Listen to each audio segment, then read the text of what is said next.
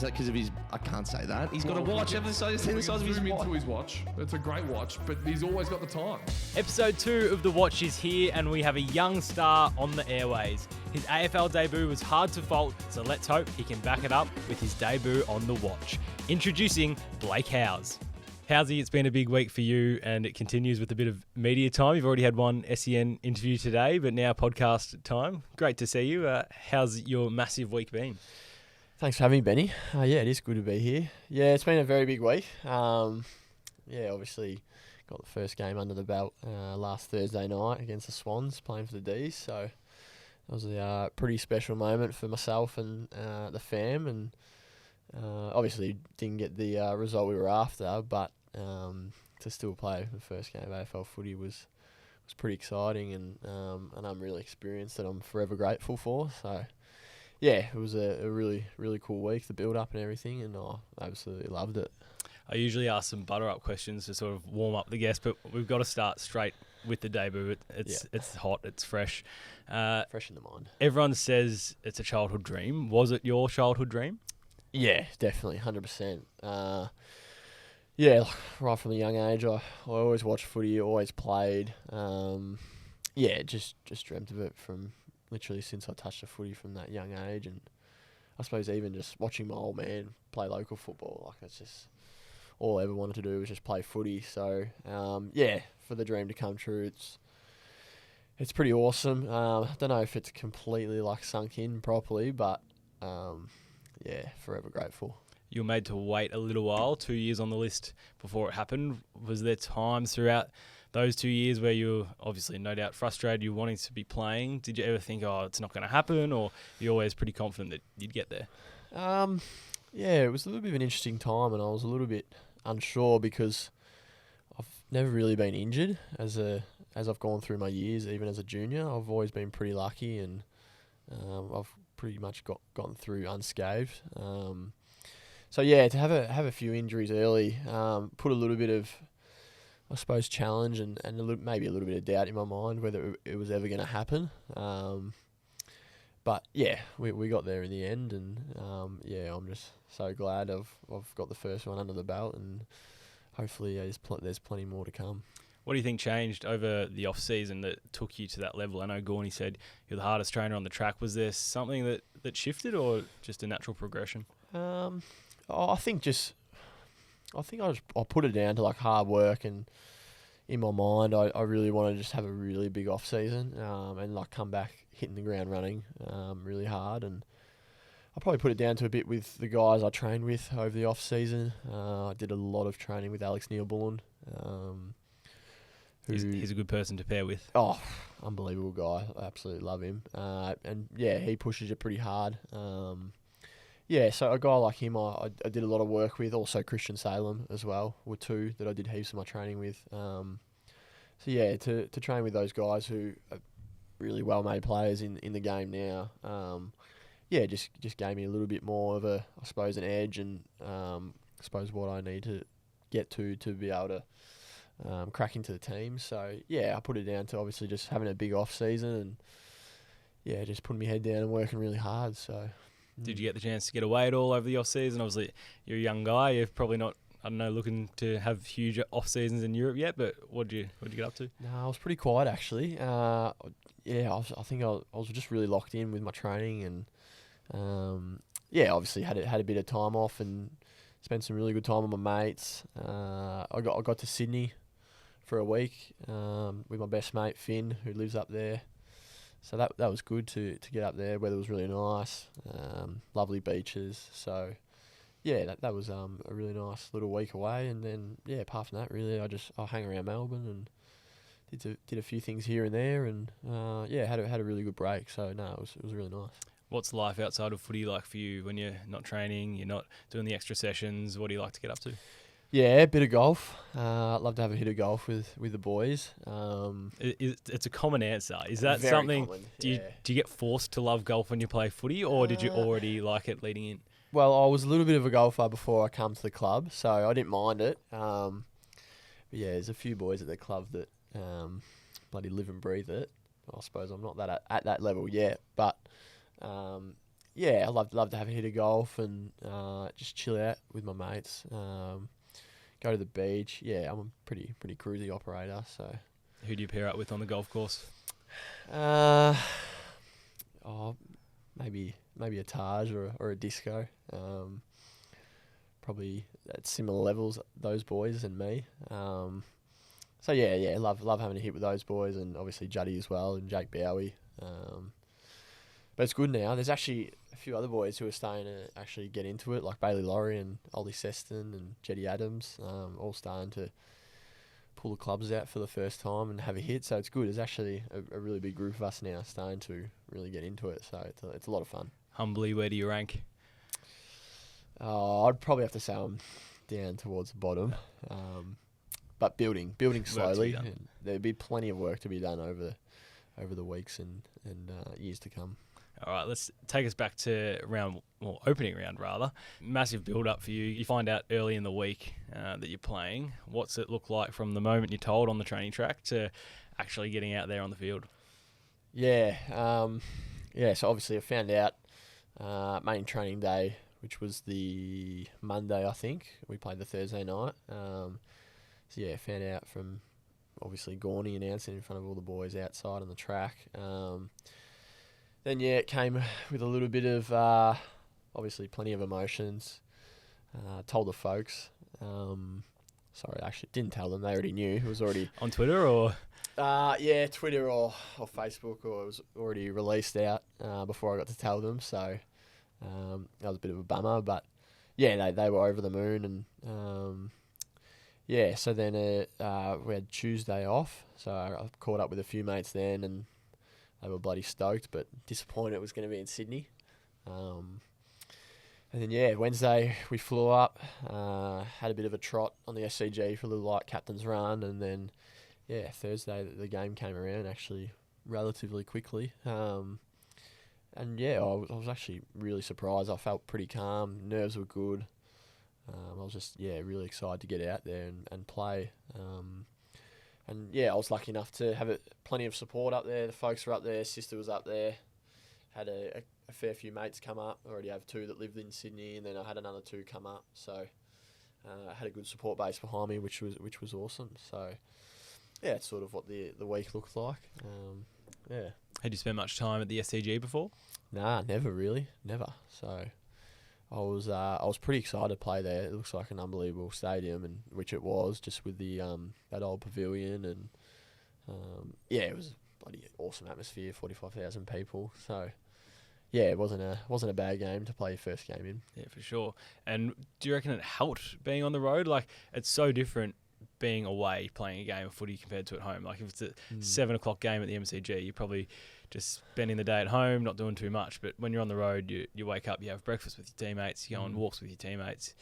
The day probably passes a little smoother. Do you feel like that helped? Definitely. Yeah, I agree with that for sure. Like, as you said, we woke up on the morning and had breakfast as a group, and then we had a little team walk after that for about half an hour or so, and then after that it was sort of your own time kind of for the rest of the day. Have like a specific lunch time for whenever the guys wanted to go down and have some lunch, and yeah, the hotel had a pool and a spa, so a few of us boys hung around the pool for a little bit as well. And then yeah, there's like a little afternoon block of where you can grab a bit more of a bite to eat or do whatever you want, and then yeah, the bus heads off, and yeah, that was about it really. You hit the field, you looked comfortable straight away from afar anyway. How did you feel like the ball goes up for the first time and you're out there? Do you think I'm playing AFL footy, or is it just like, this is just another game? Oh, yeah, I've had a few people ask me that. In a way, yeah, it kind of just felt like another game of footy, to be honest. Like, I was, yeah, obviously pretty locked in and in the zone once you're out there in your position. Yeah, so it just felt like footy again, and that's why I've said to a few people I kind of just felt quite comfortable out there, and yeah, just obviously it just came natural to me because I'm just obviously playing the game I love, and I've been doing it for so long. So, is there an itch to get your first touch? Yeah, definitely. You always like think in your head you just want to get an early touch to just get the nerves out of the way, and just easier in and settle you in. So yeah, I was able to do that. I think. My first touch was a little handball to Rick, and then he rushed it through from behind. So Nice and safe. yeah, nice and safe. So we got there, which was good. How'd you find the pace of the game? I feel like a lot of players step up from VFL to AFL level and the game just looks so much quicker. You don't have the time with the ball in your hand. You looked pretty comfortable, but did you notice a difference? Yeah, definitely. Early in the game, especially when it was really hot and pressure was high. And yeah, the ball was pinging back and forth. It was definitely a lot quicker than VFL footy, but yeah, I think once again, you sort of ease into it after those first, I suppose, maybe 10, 15 minutes, and yeah, just felt comfortable from then on. So yeah, definitely that start of the game was pretty hot and quick for sure. And what was it like being in that backline group? Maisie and Rick are known to be pretty vocal. Did you get on the end of a spray? Not really, to be honest. Obviously, I had one little moment where I would have liked my time again and went to mark the ball instead of spoiled, especially in those conditions, because it was pretty like wet and it was just humid and the ball was like a bar of soap, like it was that sweaty. But no, they were pretty good. Like with their feedback, they're pretty calm and just like on to the next contest. So yeah, didn't really cop one, which was good for now. You got that to look forward to. Yeah, exactly. The conditions did look tough. People have been pretty critical of Melbourne straight away. It doesn't take long, and people putting a line through them and this and that. What was it like up there? Do you feel like, obviously, there's always rust in the first game, regardless, but the conditions did look pretty tough. Blokes were dripping with sweat, and it was warm and low scoring sort of a game. I'm guessing Goody and the group would have been pretty calm and not too concerned, although the result wasn't ideal. Yeah, I think all in all, it was just they were better. They handled conditions better. The Swans, they were pretty good. Their pressure was unreal through the roof. They were probably just cleaner. Their fundamentals were, all in all, probably just better than ours. So yeah, we know we got to be better than that, especially against a side like that who's really good quality. Yeah, so I think not too much concern, but we know we just need to be better in those types of games and fundamentals wise. You're up against some quality opposition. You got blokes like Isaac Heaney out there. How was it playing against those sort of guys? Yeah, it was pretty surreal. Like you obviously watch them, I suppose, daily as you're growing up, and yeah, to line up on a few of them, Heaney, Haywood, it was pretty surreal. So it was just awesome to, I suppose, play against guys of those quality and I suppose hold my own against them as well, which was good. And talk to us about the switch from the midfield to the back line. You were drafted probably predominantly as a wingman. You'd played a little bit forward. Now all of a sudden you're debuting in the AFL deep in defence. Yeah. How did that all come about, and how did you look so natural? Good question. Yeah, obviously started my days when I got drafted to the D's as a winger. And then I can't really remember what the sort of cause a change. I just sort of moved to the half back. I think we might have been low, excuse me, on backstock, I think. And then ever since then, I just didn't really look back. Like playing in the VFL, I loved playing down back, and obviously had a lot of learning to get under my belt and education on sort of the back stuff. And obviously I actually played a lot of back as a junior. So I think that probably helped a little bit. So it's not like I was not known to the position at all. I've played there a bit before. So, that was a little bit of how it sort of come about. And you've got the ability to play tall. You've got a bit of height to you, but obviously you're coming from a wing background, so you're quite mobile as well. Are you looking to sort of bounce between roles? You can sort of play on the talls and the smalls? Yeah, look, I think so. I think just whatever I suppose the coaches want me to do, I'll be happy to do. I think it's good. I've got that balance where I can probably play a bit taller or smaller if I have to, and I suppose I'll just leave that one up to the coaches. I've got some highlights here. Obviously, people listening at home can't see them, but I really liked the way you sort of played in the air. Is that something that you've had to work on, the way you've sort of read the ball? Yeah, I think so. I always thought my aerial game was one of my strengths coming through.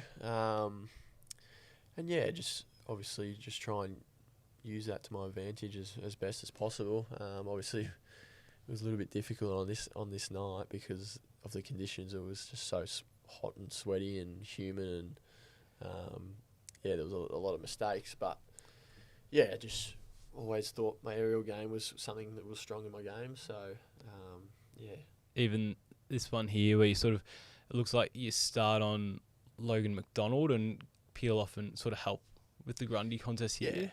Yeah. Do you feel like that's one of your strengths? Yeah, I think so. Like, that's something I've learnt moving into the backs, where we play as a unit. Like, we don't, I suppose, try and play one-on-one too much. We like to sort of help each other out when possible. So, we talk about that sort of stuff coming off, and if you can impact and help out your teammate, then we do that. So, yeah.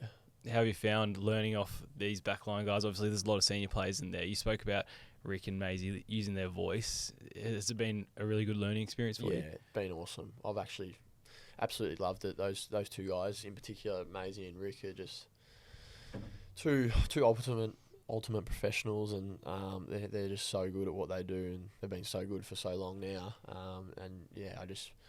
I still pinch myself. I get to go to work each day with guys like that and get to learn off them, and I just get to improve every day and become a better player.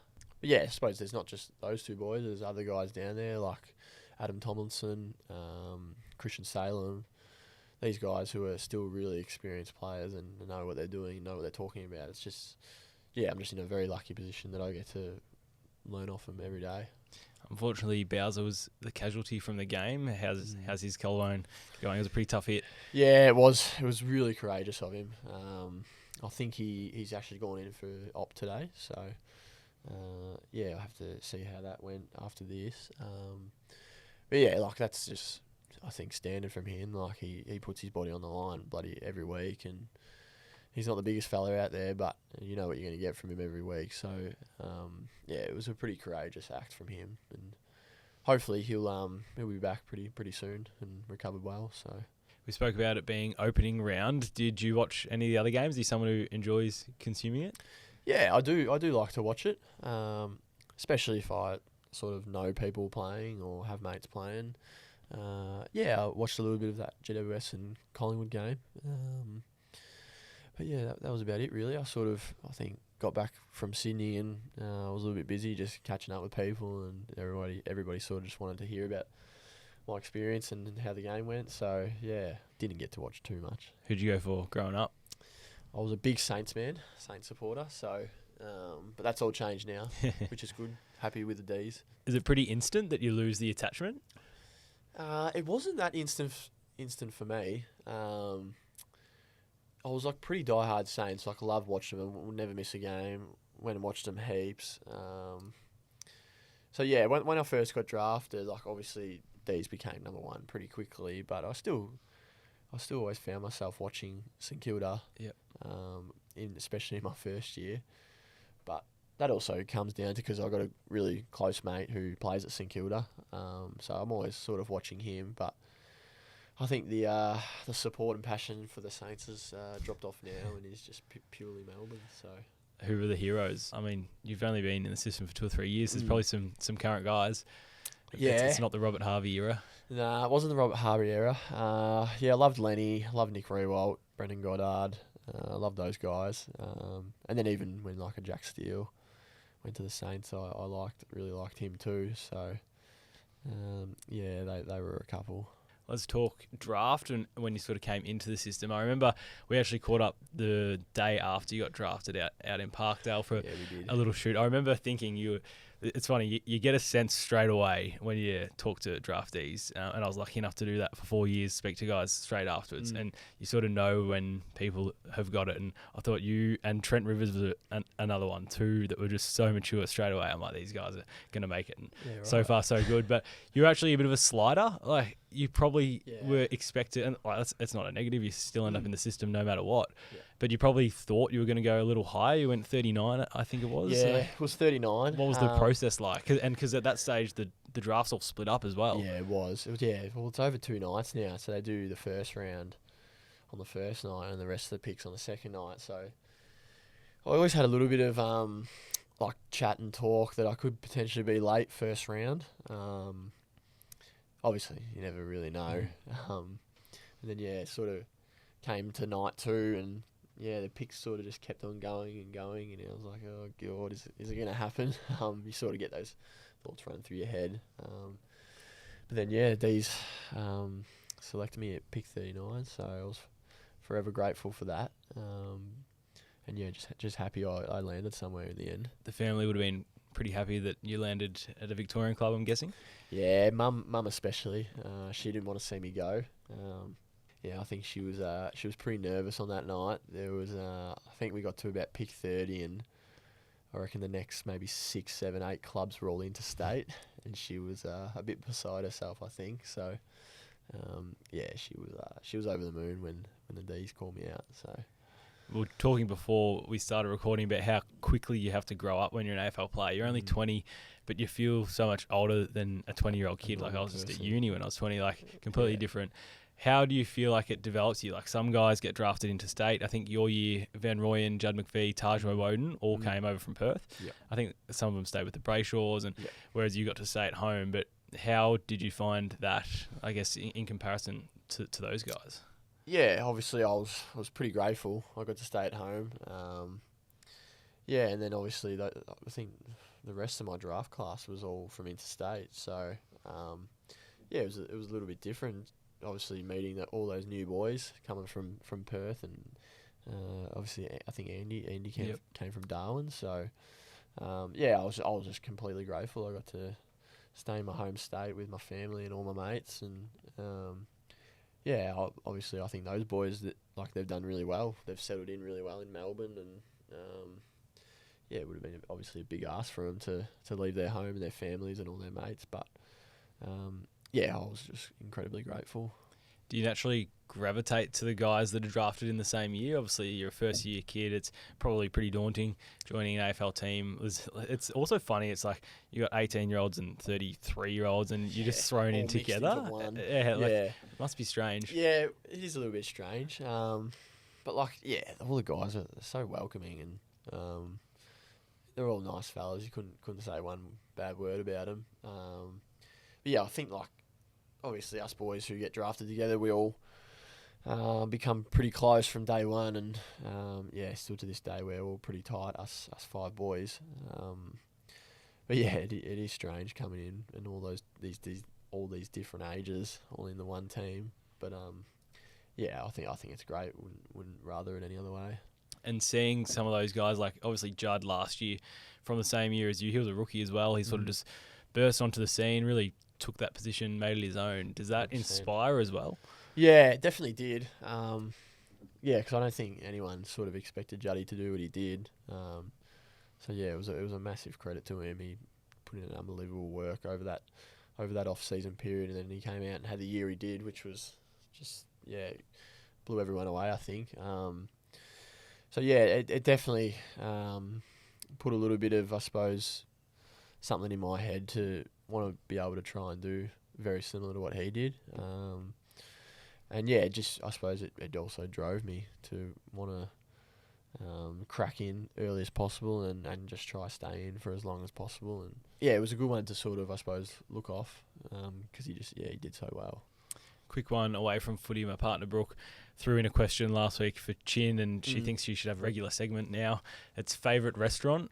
She wants some restaurant inspo. So anything that you can encourage. I'm having a massive blank. I'm forgetting what it's called though.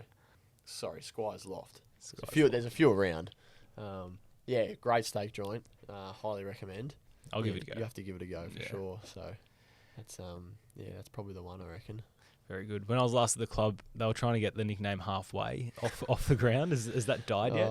No, it definitely hasn't died. Gus has started that one up, and it's still kicking today, which is good to see. What's the context for those not in the loop? So it's when would it have been? It would have been about a year and a half ago now. Myself and a few of the boys went to play a round of golf down at Sandy Links Golf Course in Sandringham. And supposedly the word is that I walked off after 9 holes because I cracked the shits and was playing terrible. My version of the story was I planned to play 9 holes and then head off, obviously, because I had a few things to do. So yeah, that's how it came about, and it's still stuck with it today. So yeah, old halfway. Stuck for good, you reckon? I reckon it will. Yeah, it hasn't missed a beat yet since it's come about. So it's still kicking strong. Any like other nicknames that are just completely random? There's not too many, I reckon. What about Disco? Like I feel like Disco just like brought his own nickname with him. yeah, he did. How do you do that? Well, I sort of missed that a little bit because he came in half a year before I did. Yeah, I think that just came down to himself, I think. Pretty much just pulling it out of his own hat, to be honest, I reckon. And that's just still stuck to today as well. And I find it hilarious as well because anytime like he meets someone, he introduces himself as Disco. Like he'll meet someone new for the first time and he goes, "G'day mate, Disco." Like not Daniel. So I laugh whenever I see that. But yeah, that's another good one, Disco. I'm a big fan of that one. It's like a guy at my cricket club just nicknamed himself Big Dog. And it just stuck. Like Big Dog. He'd love that too. Hopefully he's listening. Yeah. A couple more serious ones before we finish up. I liked the way you tackled, which is completely random, but they talk so much about protecting the head now in footy. Obviously bumping, like it's pretty much dead. Do you guys talk about not bumping? Like, is that a thing? Or is it just known? Yeah, I think it's probably a little bit known, and at the same time, just maybe it's just slipping a little bit out of the game, I reckon, which is obviously not a bad thing. Yeah, it's what they want. The rules have sort of shaped it to go that way. Correct. So, yeah, there's not really too much that gets spoken about it, and like doing it. Yeah, there's not really anything of it, to be honest. And the tackling, they've tried to push to obviously almost just dragging players down and not like slamming them, obviously head first or the slinging action, things like that. I've got 2 examples here where you've like both times you've dispossessed the player, but completely safely. Is that something you're actually conscious of, or is it just natural for you now? Or No, I reckon it's just maybe a little bit natural. Like just, I suppose, just trying to tackle and you're always trying to get them holding the ball when they got the ball, but I think dumping nature's that, almost that gone dumping, now. Yeah, I reckon it would be. Like you obviously have seen a fair few guys get done with concussion now from those types of tackles, and they obviously want to remove it from the game. So I think there's a little bit of an element where guys are probably trying to be a little bit more careful now, which isn't a bad thing. It's funny, the public always hates it when the AFL makes rule changes, but the rule changes, although they're ugly at first, they actually work, because what happens is players get used to doing the thing the right way, and then you've got 12-year-old, 15-year-olds at the moment growing up who will just do that naturally. Correct. And then eventually it'll all work out the way they wanted. So it is good to see. Obviously at the MCG this week, have you played on the G before? Never played on the G before, so another bucket list item. Yeah, that is definitely on the bucket list. That'd be right up the top for sure. And do you think the boys will benefit from a run in the legs? Like, it's obviously nice to have that first one out of the way. You got Bulldogs who haven't had a run. It'll be interesting to see how that sort of works out. Yeah, it will be. I think obviously it'll just be another game for us, so we won't be really looking into that too much. Probably even in a way it might be a little bit of advantage for us that we've had a full proper hit out against a really quality side, and the Dogs are going to be exactly that again on the weekend. They're got some really good players, and they're a really good side, so we'll have to bring our best game for sure. Your debut was on the road. How many tickets are you lining up this weekend? There's going to be a few, haven't got to that one yet, but I reckon there'll be a good maybe 30 or so. I've already had a few asks, so I'll have to potentially get moving with it, Well, it was great to see you out there last week. It was a well-deserved debut. You looked right at home. I'm sure you'll continue to look that way for the rest of the season. Blake, thanks very much for your time, and good luck for the rest of the year. Thank you, Benny. It's been awesome to be on here for the podcast, so thank you for having me. Great to see you. Now, just before we wrap things up, I've had a few people ask me what exactly is the Watch podcast going to be about. So I thought I would clarify. There are no real rules. I'm thinking a bit of D's footy to start with, anywhere within the AFL territory really. Keen to get into AFLW later in the year, but really footy, sport, and of course, if Delta Goodrum is listening, more than happy to make an exception and get her on the podcast.